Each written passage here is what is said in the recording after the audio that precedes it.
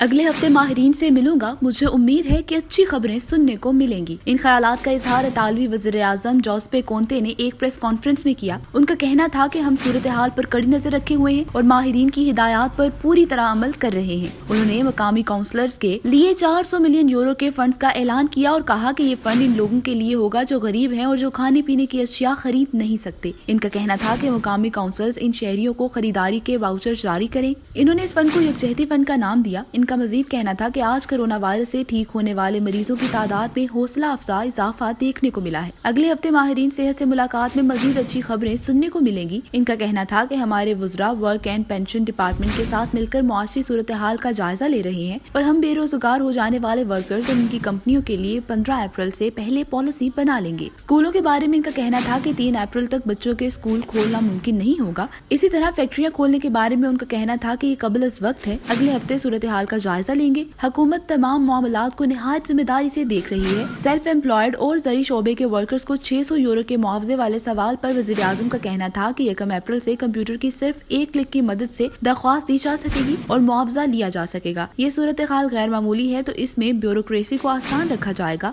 وزیر اعظم جوزپے کونتے کا کہنا تھا کہ میں چاہتا ہوں کہ تاریخ مجھے ہار ماننے والوں کی طرح نہ لکھے، بلکہ میں تاریخ میں اس طرح یاد رکھا جانا چاہتا ہوں جو آخری دم تک لڑتا رہا تھا۔ محمود اصغر چودھری، جذبہ نیوز، اٹلی۔